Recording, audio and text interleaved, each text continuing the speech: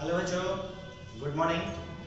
मेरा नाम राज कपूर है और मैं अमेरचंद कन्या मध्य विद्यालय जेल रोड आरा का शिक्षक हूँ। मैथ के इस क्लास में आज मैं आपका 10th क्लास के छठे चैप्टर को शुरू करूंगा या उसके बारे में हम लोग पढ़ेंगे। तो हमारा छठा चैप्टर क्या है? ट्रायंगल। अब सवाल है, चूंकि ये क्रैश कोर्स है और आप लोग ट्रायंगल से भली भांति परिचित हैं, तो हम लोग इसको विस्तार में नहीं जाएंगे, लेकिन एक हल्का सा ओवरव्यू इसका जरूर लेंगे। आइए देखते हैं। तो अगर हमें त्रिभुज को परिभाषित करना हो तो कैसे करेंगे? तीन भुजाओं से बनी सरल एवं बंद आकृति त्रिभुज कहलाती है। सिंपल सी बात है, इसमें विशेष कुछ नहीं करना है। अगर इसी चीज को हम लोग इंग्लिश में बोले तो क्या बोलेंगे? A plane figure bounded by three line in a plane is called a triangle। ठीक है, अब आते हैं ट्रायंगल को किस किस आधार पे हम बांट सकते हैं। तो गणितज्ञों ने ट्रायंगल को दो आधारों पे बांटा। पहला on the basis of sides and दूसरा on the basis of angles. तो on the basis of sides के आधार पे त्रिभुज के तीन प्रकार बताए गए। पहला विषमबाहु त्रिभुज यानी एस्केलिन ट्रायंगल, दूसरा समद्विबाहु त्रिभुज आइसोसेलेस ट्रायंगल और तीसरा समबाहु त्रिभुज यानी इक्विलैटरल ट्रायंगल। और on the basis of angles यानी कोण के आधार पर भी त्रिभुजों को तीन ही कैटेगरी में बांटा गया है। पहली चीज समकोण त्रिभुज यानी राइट एंगल ट्रायंगल, दूसरा न्यून कोण त्रिभुज एक्यूट एंगल ट्रायंगल और तीसरा अधिक कोण त्रिभुज ऑब्ट्यूज एंगल ट्रायंगल। तो ये तो हम लोगों ने देख लिया त्रिभुज का प्रकार, जो कि इस चीज को आप अपने 7वीं क्लास में या 8वीं क्लास में या 9वीं क्लास में भली भांति पढ़ा है। ठीक है, अब हम लोग इसके आगे बढ़ते हैं। इस चैप्टर में हमें क्या क्या पढ़ना है? इस चैप्टर में हमें सिमिलरिटीज के बारे में पढ़ना है, यानी कि समरूपता के बारे में पढ़ना है, और उसके आधार पे आगे हम थेल्स प्रमेय, उसके कुछ उप प्रमेय और बहुत सारे क्वेश्चंस को हल करना सीखेंगे। तो जब बात समरूपता की आ रही है,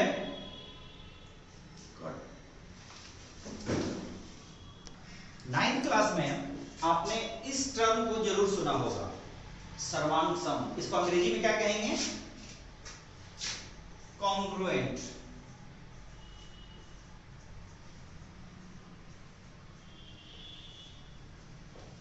इस क्लास में हमें क्या पढ़ना है? समरूप यानी सिमिलर। अब थोड़ा सा इसके अंतर को हम लोग समझ लें। आखिर इन दोनों चीजों में जो हमने 9th क्लास में पढ़ा और जो हम अभी इस 10th क्लास में पढ़ने वाले हैं, दोनों में अंतर क्या है?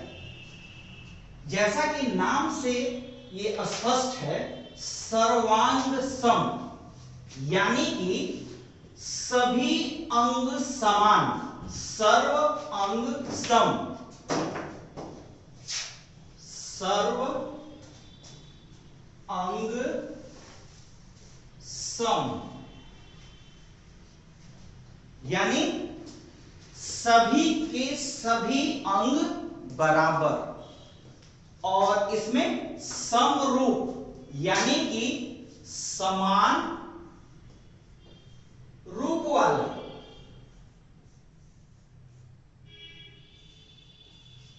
मतलब इसमें वैसी ज्यामितीय आकृतियां आएंगी जिनका हर चीज, एक एक चीज, चाहे उनका आकार हो, शेप हो या उनकी साइज हो या माप हो, दोनों बराबर होगा।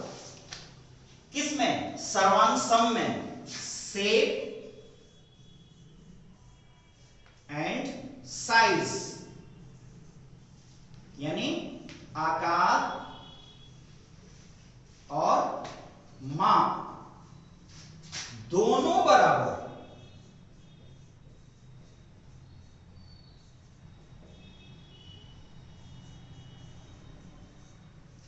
यहां सिर्फ रूप यानी कि उनका आकार बराबर होगा। लेकिन उनका साइज बराबर होगा कि नहीं ये जरूरी नहीं है। साइज बराबर हो भी सकता है और नहीं भी, यानी इसमें सिर्फ शेप बराबर होगा,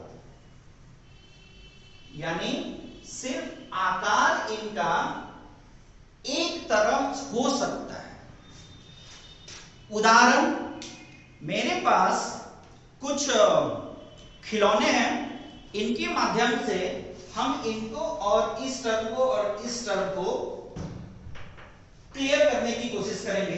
जैसे मान लीजिए मेरे पास ये दो वृत्ताकार चक्के हैं, चक्के।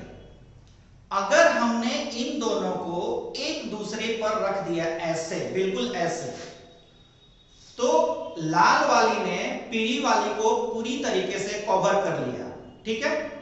अब हमने इसको पीले वाले को आगे रखा तो पीले वाले ने लाल वाले को पूरी तरीके से कवर कर लिया। तो क्या कहेंगे कि इनका जो आकार है और इनका जो साइज है दोनों बराबर है। तो ये क्या है? समरूप, सॉरी सर्वांगसम। यानी कि अगर दो वृत्त हो,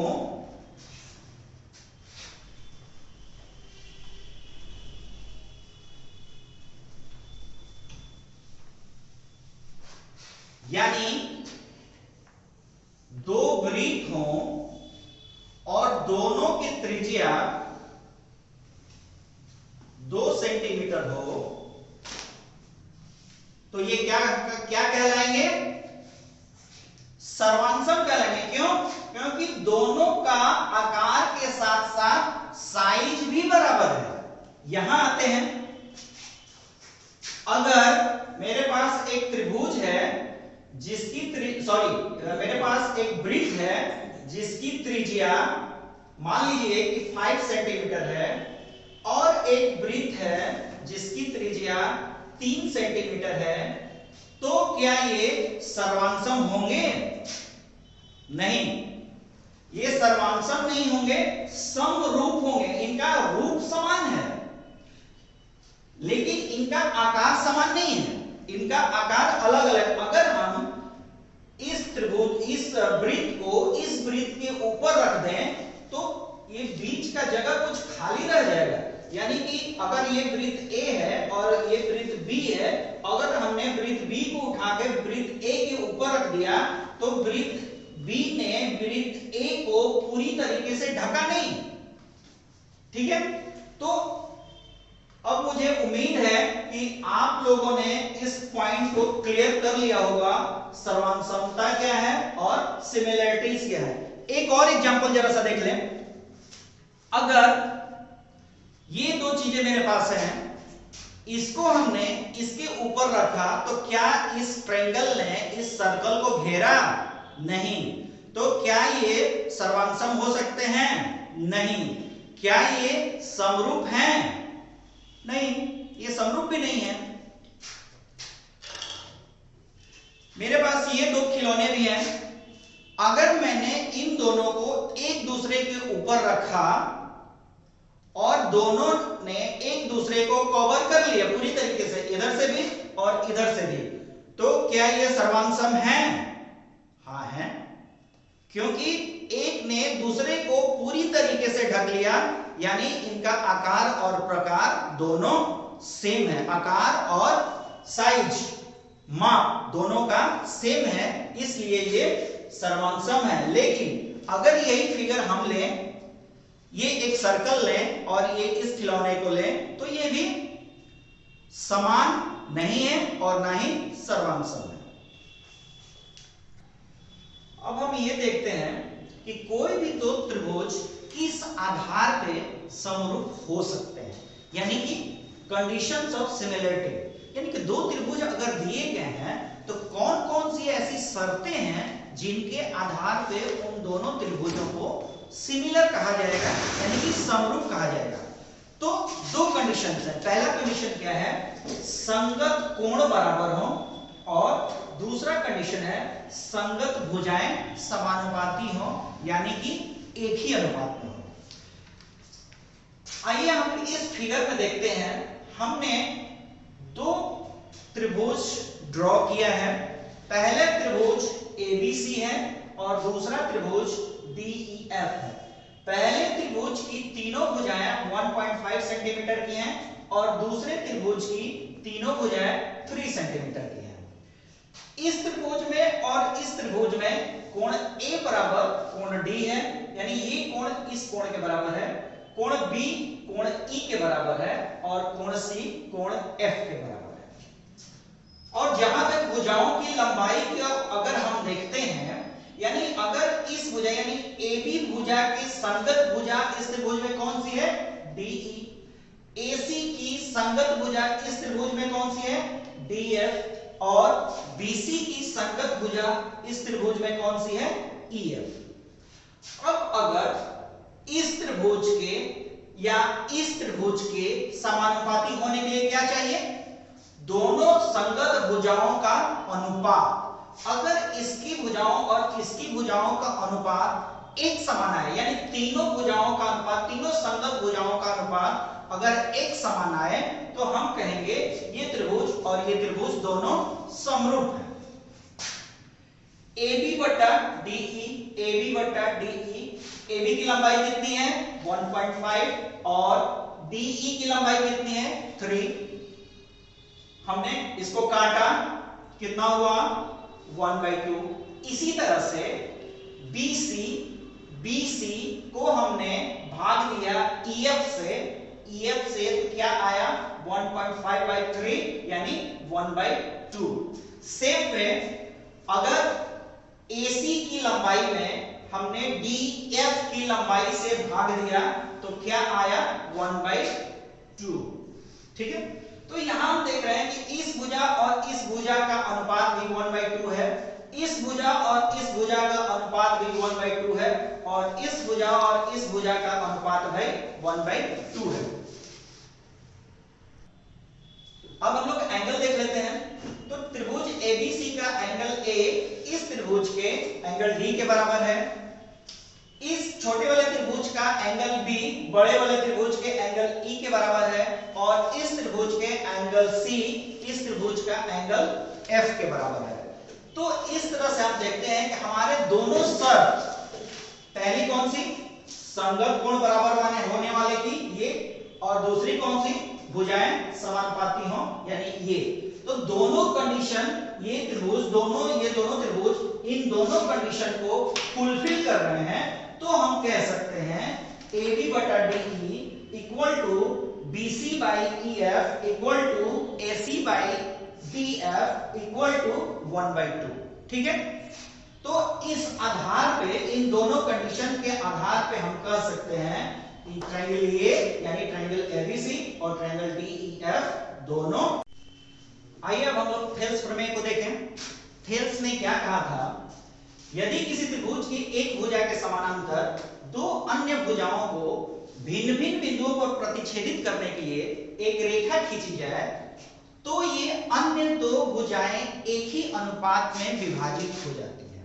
इसका मतलब क्या है? इसका मतलब ये है, उन्होंने क्या कहा, यदि किसी त्रिभुज की एक समानांतर भुजा को, जैसे मान लेते हैं हमने ये एक त्रिभुज की एक समानांतर एक भुजा BC के समानांतर एक DE खींचा गया, तो थेल्स का कहना है कि ये AD बटा BD और AE बटा EC दोनों बराबर होंगे, यानी दोनों समानुपातिक होंगे। ठीक है, अब हम इसको सिद्ध कैसे करेंगे? तो किसी भी प्रमेय को सिद्ध करने के लिए हमें कुछ उसमें रचनाएं करनी पड़ती हैं, मूलभूत रचना करनी पड़ती है। तो रचना करने के लिए क्या करना पड़ेगा? हमने पॉइंट B को पॉइंट E से मिलाया, पॉइंट C को पॉइंट D से मिलाया और D से हमने एक लंब डाला DM भुजा AC पर और E से हमने एक लंब डाला EN भुजा AB पर। तो कुछ कंस्ट्रक्शन करने के बाद अब हम देखेंगे आखिर इसको हम लोग सिद्ध कैसे करेंगे। अब हम लोग प्रमाणित करेंगे कि थेल्स का प्रमेय कैसे सही है, उन्होंने जो बात कही वो कैसे सही है। आइए देखते हैं। ट्रायंगल ADE का क्षेत्रफल, एडी कौन सा हमारा ट्रायंगल है? हमारा ट्रायंगल है एडीई। तो किसी भी त्रिभुज का ट्रायंगल जब हम निकालते हैं तो क्या सूत्र हम लगाते हैं? 1/2 गुणे आधार गुणे ऊंचाई। इस ट्रायंगल के सिचुएशन में, एडीई के सिचुएशन में, हमारा आधार एडी है। आधार एडी क्यों है? क्योंकि हमने ई से एन पॉइंट पे लंब खींचा है, तो ये हमारा आधार है एडी, ठीक है। और ऊंचाई, ऊंचाई ई एन जो हमने लंब खींचा वो हमारा ऊंचाई हो गया। इसलिए area of triangle ADE equal to 1/2 into AD into E N. Again पुनः हम लोग चलते हैं ट्रायंगल बीडीई में, ट्रायंगल बीडीई में। तो बीडीई में अब हम निकालेंगे बीडीई का क्षेत्रफल। तो बीडीई का क्षेत्रफल पुनः किसी फॉर्मूले से 1/2 इंटू बेस इंटू हाइट, 1/2 गुने आधार गुने ऊंचाई। तो 1/2। अब हमारा आधार कौन सा है? हमने कौन सा ट्रायंगल लिया था? बीडीई। तो हमारा आधार, ठीक है, डीबी, और ऊंचाई, ऊंचाई है ई एन, ऊंचाई ई एन। अब सवाल यहां एक उठ सकता है आपके मन में कि एन तो इस ट्रायंगल के बाहर है, तो ऊंचाई ई एन कैसे हो सकता है? तो हमने ऊपर वाला जो ट्रायंगल लिया था एडीई, ये एक न्यून कोण त्रिभुज था, इसलिए ऊंचाई हमारा अंदर ही था। लेकिन ये जो हमने ट्रायंगल लिया है बीडीई, ये एक ऑब्ट्यूज एंगल है, तो ऊंचाई जब भी होगी इसकी, यानी जब भी लंब होगा वो बाहर ही जाएगा।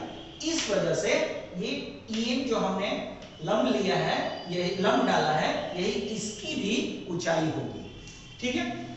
यानी 1/2 इंटू बीडी इंटू ई। अब आते हैं इस ट्रायंगल के एरिया में, इस ट्रायंगल के एरिया से भाग देते हैं तो हमें क्या मिलता है? हमें मिलता है area of ADE equal to 1/2 into AD into E N, और area of triangle BDE equal to 1/2 into DB into E N. हमने ई एन सी एन कटाया और 1/2 से 1/2 कटाया, तो हमारे पास क्या बचा? हमारे पास बचा एडी बाई डी। पुनः इसी तरीके से नेक्स्ट हम लोग देखते हैं ट्रायंगल एडीई का क्षेत्रफल। एडीई हमारा कहां है? ट्रायंगल एडीई, इसका क्षेत्रफल फिर हम निकालते हैं, तो 1/2 इंटू एई। एई क्या है? हमारा आधार, और डीएम क्या है? हमारा लंब, क्योंकि इसी पे हमने डी से लंब खींचा है, तो ये हमारा लंब हो गया। उसी तरीके से सीडीई में, ट्रायंगल सी डी और ई में, इस ट्रायंगल में सी डी और ई, इस ट्रायंगल में आधार हमारा कहां कौन सा है? ईसी हमारा आधार है, और ऊंचाई कौन सी है? D M. पुनः यहां भी वही केस है जो इस ट्रायंगल के लिए हमने देखा था, इसमें भी ऊंचाई यहां से बाहर ही जा रही है, क्योंकि ये भी एक ऑब्ट्यूज एंगल ही है, तो ऊंचाई इसकी भी बाहर जा रही है। एरिया ऑफ ट्रायंगल एडीई, यानी एरिया ऑफ ट्रायंगल एडीई, इस बटे में एरिया ऑफ ट्रायंगल सीडीई को जो हम देखेंगे, इसका अनुपात जब हम निकालेंगे तो हमें मिलता है 1/2 से 1/2 कट गया, डीएम से डीएम कट गया, तो हमें मिला एई बटा में ईसी। अब आते हैं हम, अगर हम इन दोनों ट्रायंगल का जो, अच्छा एक चीज और देखें, आगे बढ़ने से पहले हम लोग ये चीज देख लें, बीसी और डीई समानांतर रेखाएं हैं, और हमें पता है कि दो समानांतर रेखाओं के बीच एक ही आधार पर बने दो त्रिभुजों का क्षेत्रफल समान होता है। तो जब हमें ये पता है ये जो DE है ये समानांतर है, यानी ये समानांतर है BC के, और इसके अंदर दो त्रिभुज बन रहे हैं, और आधार कौन सा है? D, और D दोनों के लिए सेम है, यानी कि BDE और CDE, ठीक है। यानी फिर से हम लोग देख लें, BDE BDE CDE एक ही आधार DE तथा समान समानांतर रेखाएं BC और DE के बीच स्थित है, इसलिए इन दोनों का क्षेत्रफल बराबर होगा। ठीक है, यानी ट्रायंगल BDE का क्षेत्रफल ट्रायंगल CDE के बराबर है। और अब हम समीकरण 1 यानी इस समीकरण से और समीकरण 2 से हम देख सकते हैं, लेकिन एक चीज और इन दोनों में हम क्या देखते हैं, समीकरण 1 और समीकरण 2 में क्या देखते हैं हम, समीकरण A में ऊपर ADE है और समीकरण 2 में भी ऊपर ADE है, यानी ये भुजा ये और ये यानी इस ट्रायंगल का एरिया और इस ट्रायंगल का एरिया पहले से बराबर है। ठीक है, और हमें दूसरे समीकरण से क्या मिला, हमें कि CDE और BDE दोनों बराबर है, दूसरे समीकरण से हमें मिला। तो इस आधार पे हम कर सकते हैं कि जब ये एरिया पहले से बराबर है, ये दोनों पहले से बराबर है, तो ये और ये दोनों भी बराबर हो जाएगा, यानी इसका एरिया इसके एरिया के बराबर हमारा आ जाएगा। तो जब इन दोनों एरिया को तुलना करते हैं, तो उस तुलना के आधार पे हम निष्कर्ष ये निकाल सकते हैं कि AD यानी AD बटा BD इक्वल टू AE बटा EC।